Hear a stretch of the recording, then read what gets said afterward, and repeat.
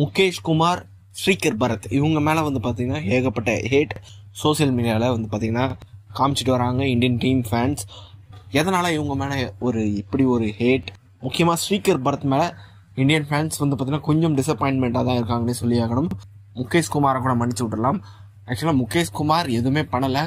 அவரை வந்து பார்த்தீங்கன்னா ராங் டீம் செலெக்ஷனால் அவர் பலியாகி இருக்காரு. இதுக்கு முக்கியமான ரீசன் டீம் மேனேஜ்மெண்ட் தான். கரெக்டான ஒரு பிளேயிங் லெவலில் எடுத்துருக்கணும். அப்படி முகேஷ் குமாரை எடுக்கணும்னு அவங்க எடுத்திருந்தா அவரை பேக் பண்ணியிருக்கணும். இங்கிலாந்து டீமை பொறுத்த வரைக்கும் ஹார்ட்லி ஃபர்ஸ்ட் டெஸ்ட் மேட்ச் வந்து ஆட வச்சாங்க. ஆனால் வந்து பார்த்தீங்கன்னா ஃபர்ஸ்ட் இன்னிங்ஸில் கொஞ்சம் எக்ஸ்பென்சிவாக தான் இருந்தார்.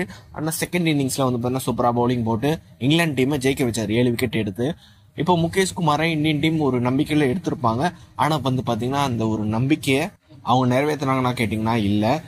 முகேஷ் குமாரை வந்து பார்த்தீங்கன்னா ஃபர்ஸ்ட்டு பும்ரா கூட வந்து பார்த்தீங்கன்னா ஃபர்ஸ்ட்டு 2 ஓவர் தான் கொடுத்தாங்க. அதுக்கப்புறம் வந்து பார்த்தீங்கன்னா அவர் ஸ்டாப் பண்ணிட்டாங்க. கொஞ்சம் 2 ஓவரில் 19 ரன் அப்படின்ற மாதிரி கொஞ்சம் எக்ஸ்பென்சிவாக தான் இருந்தார்.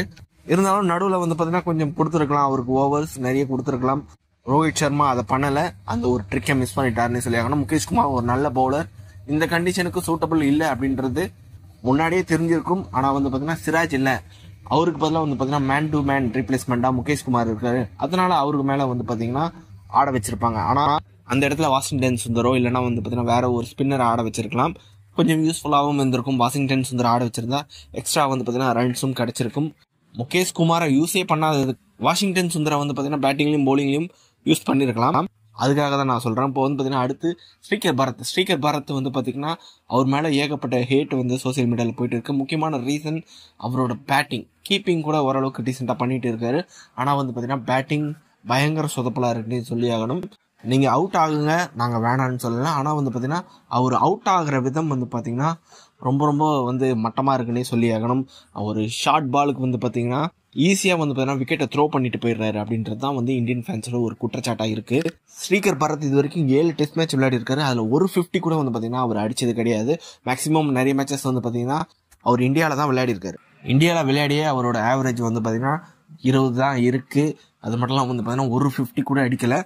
அப்படின்ற போது இந்தியன் ஃபேன்ஸோட ஒரு ஆதங்கம் கரெக்டுன்னு தான் சொல்லி ஆகணும். ஏன்னா ரிஷப் பண்ட்டை வந்து பார்த்தீங்கன்னா அவர் ரீப்ளேஸ் பண்ணுறாரு. எப்படிப்பட்ட ஒரு இம்பேக்டான ஒரு பிளேயர் அப்படின்றது உங்களுக்கே தெரியும். அப்படின்ற போது அந்த இடத்துல ரிஷப் பண்ட் அளவுக்கு உங்களால் ஆட முடியலனாலும் உங்கள் லெவலுக்கு நீங்கள் வந்து பார்த்தீங்கன்னா ஆடி இருக்கணும். ஸ்ரீகர் பரத் வந்து பார்த்தீங்கன்னா இந்த ஒரு டெஸ்ட் சீரீஸ்க்கு முன்னாடி தான் India A vs England Lions match வந்து நடந்தது. அதில் வந்து பார்த்தீங்கன்னா செஞ்சுரிலாம் அடிச்சுட்டு வந்தார். அந்த ஒரு கான்ஃபிடென்ட்டை வச்சே அவர் வந்து பார்த்தீங்கன்னா மூவ் ஆன் ஆகியிருக்கலாம். ஆனால் வந்து பார்த்தீங்கன்னா அவர் நல்லா பயப்படுறாரு அப்படின்றது நம்மளுக்கு டிவியில் பார்க்கும் போதே தெரியுது. பாலை வந்து பார்த்தீங்கன்னா அந்தளவுக்கு அவர் பயந்து விளையாடுற மாதிரி தான் வந்து பார்த்தீங்கன்னா நம்மளுக்கே தெரியுது. இங்கிலாண்டில் வந்து அப்படியே அந்த சைடு பார்த்தோம்னா பென் ஃபோக்ஸ், அதுக்கப்புறமா ஹார்ட்லி, அவர் வந்து பார்த்தீங்கன்னா ஒரு பவுலிங் ஆல்ரவுண்டர் தான். அவரே வந்து பார்த்தீங்கன்னா நல்ல ஒரு கான்ஃபிடென்ட்டோட ஒரு பயங்கரமாக வந்து பார்த்தீங்கன்னா ரவிச்சந்திரன் அஸ்வின்லாம் வந்து பார்த்தீங்கன்னா அடித்து விளையாடுறாரு. ஒரு experience bowling line up India கிட்டே இருக்குது. அதுவும் வந்து பார்த்தீங்கன்னா ஒரு குவாலிட்டி ஸ்பின்னர்ஸ் வந்து பார்த்தீங்கன்னா இந்தியன் கிரிக்கெட் டீம் கிட்டே இருக்குது. அஸ்வின், ஜடேஜா, அதுக்கப்புறம் குல்தீப் யாதவ், இவங்களுக்கு அகைன்ஸ்டாலாம் வந்து பார்த்தீங்கன்னா ஹார்ட்லி அந்த மாதிரி ஒரு பிளேயர் வந்து ரஹன் அகமது, இவங்களாம் வந்து பார்த்தீங்கன்னா குவாலிட்டி ஸ்பின்னர்ஸ்க்கு அகைன்ஸ்டாக கவுண்டர் அட்டாக் பண்ணுறாங்க.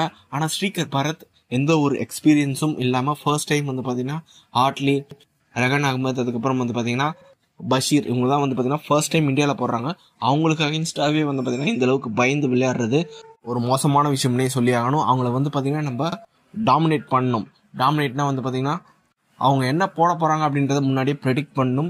இதுக்கு முன்னாடி வந்து பார்த்தீங்கன்னா புது ஸ்பின்னர் யாருன்னா இந்தியாவுக்கு வந்தால் அவங்கள அப்படி தான் வந்து பார்த்தீங்கன்னா நம்மளோட பேட்ஸ்மேன்களாம் ட்ரீட் பண்ணுவாங்க. ஆனால் இப்போ ஸ்ரீகர் பரத் மாதிரி பிளேயர்ஸ் வந்து பார்த்தீங்கன்னா அவங்களுக்கே பயப்படுறாருன்னா அப்போ இன்னும் கொஞ்சம் எக்ஸ்பீரியன்ஸான பவுலர்ஸ்லாம் பார்த்தா அவர் என்ன ஆவார் அப்படின்றது தெரியல.